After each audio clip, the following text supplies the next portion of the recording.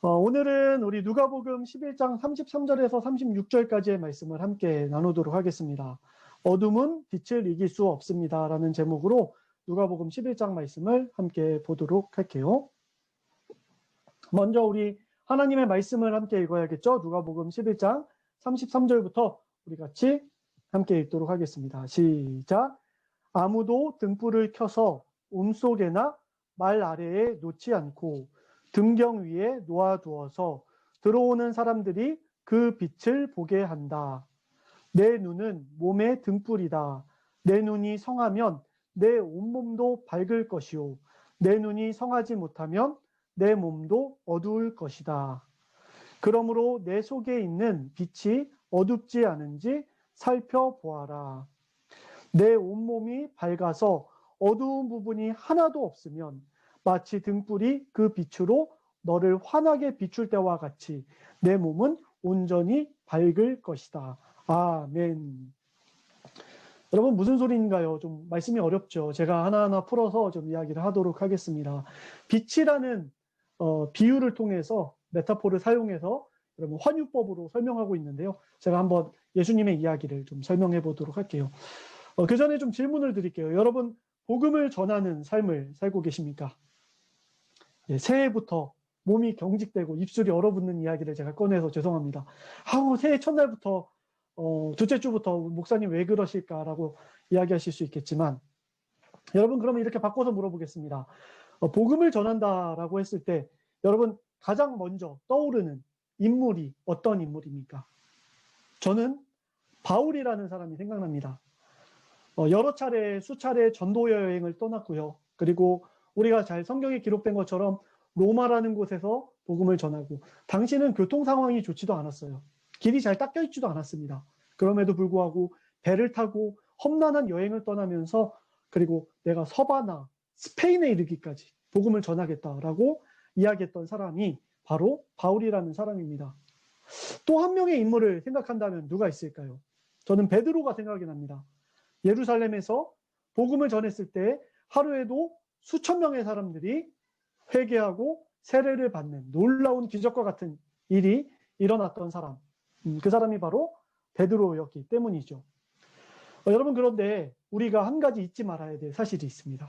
이 두 사람보다 더 중요한 인물이 성경 속에 나오기 때문이죠. 누구죠? 바로 복음의 원조이신 예수님이십니다. 목사님 지금 우리 복음 전하는 이야기하고 있는데 당연히 예수님이 이 땅 가운데 성육신하시고 십자가에 죽으시고 다시 부활하신 그 복음 자체이신 것은 저도 잘 알고 있습니다. 그런데 우리 지금 복음 전하는 이야기하고 있지 않습니까? 예수님 좀 빼고 이야기해야 되지 않아요? 라고 저한테 반문하시는 분들이 있으실 수 있겠지만 여러분 그거 아십니까? 예수님도 복음을 전하셨다는 사실 말입니다. 성경에 기록되어 있습니다. 제가 증거가 없으면 이야기 안 하죠. 마가복음 1장 14절과 15절에 보면 예수님의 첫 사역이 기록되어져 있는데요. 이렇게 기록되어져 있습니다. 요한이 잡힌 뒤 예수께서 갈릴리에 오셔서 하나님의 무엇을? 복음을 선포하였다라고 기록되어 있어요. 하나님의 복음을 선포하셨다라고 분명히 기록되어 있죠. 15절에도 이렇게 기록되어 있습니다. 그 메시지가 무엇이냐면 때가 찼다. 복음을 믿어라라고 하나님의 복음을 예수님이 분명히 선포하셨다는 것을 성경에 기록되어 있습니다. 그러면 예수님이 선포하셨던 그 복음의 메시지는 무엇일까? 여러분 주황색 글씨입니다. 이건 매우 중요하기 때문에 우리 함께 읽어보도록 하겠습니다. 시작. 하나님의 나라가 가까이 왔다. 회개하여라. 아멘. 여러분 예수님께서 전하셨던 그 복음의 메시지, 하나님 나라의 복음은 바로 하나님의 나라가 가까이 왔다. 회개하여라 라고 전한 그 메시지였다라는 것이죠. 여러분 오늘 말씀이 어려워요. 왜냐하면 빛이라는 그 단어를 사용해서 오늘 말씀의 키워드인데요. 가장 중요한 단어인데요. 이 빛이라는 단어를 사용하셔서 예수님이 무언가를 설명하고 싶으셨어요. 그래서 빛을 사용해서 설명을 하신 겁니다. 여러분 무엇을 설명하기 위해서 이 빛을 비유로 사용하셨을까요? 맞습니다. 하나님 나라의 복음, 하나님 나라에 대해서 설명하기 위해서, 하나님의 복음인 하나님 나라에 대해서 설명하기 위해서 이 빛이라는 비유를 사용해서 설명한 겁니다. 여러분, 제가 예화를 하나 들어서 좀 이야기를 해보려고 합니다. 제가 이 이야기를 한 2번, 3번 이야기를 했는데 이 이야기만큼 오늘 설명할 자신이 있는 비유가 없어서 저도 이 이야기를 다시 한번 사용합니다. 제가 2011년도에 제가 그때는 피부도 좋고 살도, 턱선도 날카로웠던 때가 있었습니다. 그때 저희 학교의 교수님과 함께 공부했던 우리 교역자분들과 함께 유럽으로 갔습니다. 그때는 아직 결혼하지 않았을 때여서 자유롭게 비행기를 탈 수 있었는데요. 유럽에 가서 유럽에서 어떤 일이 있었습니까? 16세기에 종교개혁이 있었죠. 종교개혁지를 이렇게 탐방하면서 다녔습니다. 16세기에 부패했던 그 교리, 그리고 저급했던 신앙에 저항했던 많은 사람들이 종교의 개혁을 외쳤어요. 특별히 독일과 스위스 같은 국가에서는 종교개혁이 승승장구를 외쳤습니다. 르네상스 이후에 종교개혁이 굉장히 승승장구를 외쳤어요. 그런데 여러분, 이탈리아와 프랑스 같은 나라에서는 자신의 생명을 담보로 저항하는 저항자들이 있었다는 거 여러분 알고 계십니까? 여전히 승리하지 못하는 싸움 가운데 저항하며 종교개혁의 깃발을 휘둘고 있던 사람들이 있었다는 것입니다. 여러분, 제가 종교개혁지를 탐방하면서 여러 교회들을 다녔어요. 그런데 그 교회들이 지금 10년이 지난 지금 제 머릿속에 하나도 남아있지 않습니다. 애석하게도요. 하지만 제가 갔던 한 곳이 아직도 그림처럼 그려지는 곳이 있습니다. 프랑스 남부에 있는 작은 마을이었는데요. 그 마을에 제가 한 동굴을 찾아갔습니다. 그 남부에 있던 프랑스인 할아버지께서 저희를 가이드해 주셨어요.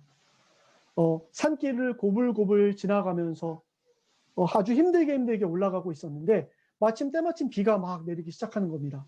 저희 온몸이 젖었고 여름이었음에도 불구하고 그 소나기로 인해서 벌벌 떠는 사람들도 있었고 질척한 땅을 밟으면서 굉장히 불편하고 또 피곤한 마음으로 어디까지 가야 되지? 언제까지 가야 되지라는 마음으로 산길을 올라갔어요.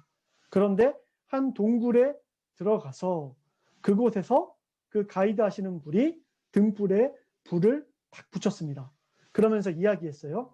이곳은 발도파라 불리는 발데스라는 사람이 공동체를 이루었던 발도파라는 공동체의 예배 처소였습니다라고 이야기를 했어요. 정말로 빛이 환하게 비춰지자 그곳 곳곳에 흔적들이 보여지기 시작했어요. 이곳이 예배의 장소였구나. 칠흑 같은 어둠이었지만 등불 하나가 밝혀지자 그곳 구석구석이 보여지기 시작했습니다. 고단한 마음, 피곤한 마음으로 그곳에 갔는데 그곳에서 숙연해지기 시작했어요. 매일매일, 매주 사람들은 이곳에 모여서 빛 대신 주님을, 빛 대신 하나님을 숨죽여서 예배하고 찬양했겠구나. 그 믿음의 사람들의 잔상들이 내 머릿속에 막 그려지기 시작했어요. 빛으로 비춰진 동굴 속의 모습처럼 말입니다. 여러분, 빛은요, 어둠 속을 진격합니다. 어둠 속을 침투해요. 여러분, 이것이 빛의 첫 번째 속성입니다. 빛은 어둠이 막을 수 없다는 것이죠. 빛을 뚫고 나가면서 마치 성벽이 함락되는 것처럼 그곳을 칠흑 같은 어둠일지라도 결코 어둠이 빛을 이긴 역사가 없다. 이길 수 없다. 모든 어둠을 뚫고 나간다는 것이 빛의 첫 번째 속성이라는 것입니다. 여러분, 예수님께서 그 시대 사람들에게 그리고 우리들에게 말씀하셨어요. 하나님의 나라가 가까이 왔다. 여러분, 무엇입니까? 빛이 하나님의 나라라고 했죠. 여러분, 하나님 나라가 이 땅 가운데 침투한 겁니다. 하나님 나라가 이 땅 가운데 뚫고 들어온 겁니다. 이 세상 가운데. 그런데 어둠이 빛을 막지 못하는 것처럼 이 땅의 어떤 세력도 그 하나님의 나라를 막지 못한다라고 예수님께서 선포하고 계신 거예요. 마치 우리 아이들이 아까 챈트로 외웠던 것처럼 태초에 빛이 있으라라고 얘기했을 때 여러분, 성경에 뭐라고 기록되어 있습니까? 혼돈과 공허함이 물러갔던 것처럼 이 땅 가운데, 우리 인생 가운데 하나님께서 빛을, 하나님 나라를 선포하셨던 것이죠. 우리 삶 가운데도 마찬가지입니다. 예수 그리스도께서 오시기 전에, 더 정확히 이야기하면 우리가 예수님을 알지 못했을 때에는 우리 인생 가운데 다양한 문제들이 산재해 있었습니다. 그리고 그 문제들이 우리를 꽉 부여잡고 있었죠. 우리 인생의 주관자, 주인이 바로 그 문제들이 되어서 우리가 염려하며 걱정하며 살아가는 삶을 살아가고 있었어요. 그런데 예수 그리스도께서 우리 가운데 길을 내셔서 선포하셨습니다. 하나님의 나라를 내셨고 하나님 나라가 가까이 왔다라고 우리한테 선포하셨어요. 그 선포는 무엇이냐면 더 이상 너의 인생의 많은 문제가 너희의 주인이 아니라 내가 그것을 꺾어버렸다. 즉 하나님께서 너의 삶의 주인이 되어주셨다. 이제 하나님께서 너의 삶을 붙잡고 하나님께서 너의 삶을 인도하신다라고 하는, 하나님이 침투하셨다라고 하는 놀라운 기쁨의 소식이 우리에게 전해졌다라는 것이죠. 여러분, 여기서 우리의 믿음을 한번 생각해 봐야 됩니다. 오늘 말씀 11장 33절에는 이런 거 기록이 되어져 있습니다. 당연한 이치죠. 여러분, 아까 얘기했던 그 빛의 첫 번째 원칙, 빛은 어둠을 무조건 뚫고 지나간다. 그런데 이것이 당연한 이치이기 때문에 우리가 등불을 밝힐 때 어디다 놓습니까? 가장 높은 곳에 놓고 가장 잘 비춰지는 곳에 놓아서 빛이 온 집안을 밝힐 수 있도록 하죠. 그런데 그 등불을 켰음에도 불구하고 우리가 침대 밑이나 장롱 속에 놓는 사람들이 혹 존재한다면 그 사람은 매우 이상한 사람이겠죠. 첫 번째 원칙을 믿지 않는 사람, 빛이 어둠을 뚫고 나간다는 것을 확신하지 못하는 사람입니다. 여러분, 그런 사람은 세상 가운데 아무도 없을 겁니다. 하지만 우리가 하나님 나라의 비유로 생각했을 때는 애석하게도 그런 사람이 존재한다는 겁니다. 우리가 빛 대신 그 예수 그리스도 하나님 나라의 법칙을 가지고 있음에도 불구하고 우리가 신뢰하지 않기 때문에 알기만 하고 행하지 않는 그 빛을 우리 인생에 가장 잘 비춰지는 곳에 놓지 않고 우리 인생의 침대 밑이나 장롱 속에 놓아놓는 어리석은 일을, 행동을 우리가 할 때가 너무나도 많다는 것입니다. 여러분, 아는 것과 살아가는 것, 행하는 것은 별개의 문제다라는 것이죠. 여러분, 하나님 나라는 예수 그리스도를 통해 이 세상 가운데 침투했습니다. 여러분, 이것은 아는 것이고요. 그 하나님 나라의 빛을 내 삶에 가장 잘 비춰지는 곳에 놓는 것. 그래서 내 삶의 유일무이한 무기가 바로 하나님 나라다라고 고백하며 살아가는 것. 여러분, 이것이 행하는 것입니다. 여러분, 마태복음에 보면 6장 23절에 보면 마태라는 사람이 이 누가라는 사람과 동일한 사건을 마태의 관점으로 기록한 내용이 나옵니다. 이것을 평행복문이라고 하는데요. 같은 내용이 기록되어 있어요. 그런데 그 하나님 나라를 신뢰하지 못하면 어떻게 된다라고 기록되어 있냐면 내 속에 있는 빛이 어두우면 그 어둠이 얼마나 심하겠느냐라고 이야기합니다. 여러분, 그 하나님 나라의 신뢰가, 그 빛이 우리 삶 가운데 흐려지기 시작하면 그냥 흐려지는 것에 멈추는 것이 아니라 이 땅의 방법들, 내가 염려하며 걱정하고 있던 것이 다시 내 삶을 함락해버린다, 먹어버린다라고 성경은 기록하고 있어요. 심지어 24절에서는 아예 단도직입적으로 이야기합니다. 아무도 두 주인을 섬길 수가 없다. 빛이 네 삶 가운데 비추거나 하나님 나라 가치가 너의 삶을 비추거나 아니면 어둠이 너의 삶을 먹어버릴 뿐이다. 둘 중에 하나를 반드시 택해야 된다라고 성경은 이야기하고 있다라는 것이죠. 그래서 오늘 말씀 35절에서 예수님께서는 우리에게 권면합니다. 그러므로 내 속에 있는 빛이 어둡지 않은지 잘 살펴보아라. 너의 삶을 체크해 봐야 된다. 매일매일 확인해 봐야 된다. 라고 이야기하고 있어요. 여러분, 어떻게 확인해 봐야 됩니까? 예, 맞습니다. 빛을, 그 등불을 매일매일 만져보고 가장 높은 곳에 있는지 체크해 보는 것이 유일한 확인 방법입니다. 그래서 시편 기자는 시편 119편 105절에 이렇게 이야기합니다. 주님의 말씀은 내 발의 등불입니다. 라고 말입니다. 여러분, 말씀을 매일매일 묵상하면서 하나님 나라의 법칙인 그 말씀을 통해서 내 삶이 정말로 빛이 유일무이한 무기이구나. 하나님 나라 가치가 유일무이한 무기이구나라는 것을 확인하고 또 확인해 보는 것. 여러분, 이것을 개혁이라고 합니다. 내 삶을 갱신하고 개혁해 나가는 것이 우리 삶에 너무나도 필요하다라는 것이죠. 여러분, 지난 금요일에 우리 이학권 집사님께서 우리 말씀 나눈 창에서 이런 이야기를 하셨어요. 제가 그대로 가져왔습니다. 이웃을 사랑하기 위해 내 삶이 낭비되고 불편해지는 것을 감수하는 것이 기쁘기까지는 못하네요. 아직 갈 길이 먼 것 같습니다. 그래도 한 걸음 내디딜 수 있는 오늘 하루가 되기를 기도합니다. 라고 적어주셨어요. 여러분, 본문이 어디였냐면 선한 사마리아인의 비유 이야기였어요. 여러분, 선한 사마리아인은 바보예요. 자신의 삶을 낭비해서, 세상의 관점으로 봤을 땐 낭비, 또 그리스도인의 관점으로 봤을 땐 거룩한 소비를 통해서 불편해지는 그 삶을 살았어요. 여러분, 또 누가 그렇게 살았습니까? 예수님께서 십자가에서 죽기까지 자신의 삶을 낭비하셨어요. 누구를 위해서? 우리를 통해서. 여러분, 그리스도인 된 우리도 역시 그렇게 살아가는 것이 맞아요. 왜요? 그것이 하나님 나라의 가치이기 때문에, 성경이 그렇게 이야기하고 있기 때문에. 그런데 이학권 집사님께서 뭐라고 말씀하셨어요? 기쁘기까지는 못합니다. 내 마음이 완전히 거기에 놓아야겠다라고까지 기쁘기까지는 못해요. 저 역시도 마찬가지로 저도 동의합니다라고 한 표 던졌어요. 그런데 중요한 건 뭐냐면 그래도 내가 놓겠습니다. 말씀의 빛에 비춰서 내가 한번 오늘 놓아보겠습니다라는 선포를 한 것. 여러분, 우리 중에 몇 명이나 하나님 나라의 가치가 우리의 삶에 매일매일 관철된 삶을 살아갈까요? 돈, 명예, 인기, 건강 이런 것보다 하나님 사랑, 이웃 사랑이 가장 높은 곳에 위치한 삶을 우리가 매 순간 살아갈 수 있을까요? 아니요. 그래도의 신앙. 그래도 말씀이 그렇게 말씀하시니 내가 노력합니다라고, 빛을 비춥니다라고. 우리 이학권 집사님은 그날 그 예수님의 권면을 실천하는 삶을 살았다라고 저는 분명히 확신한다는 것이죠.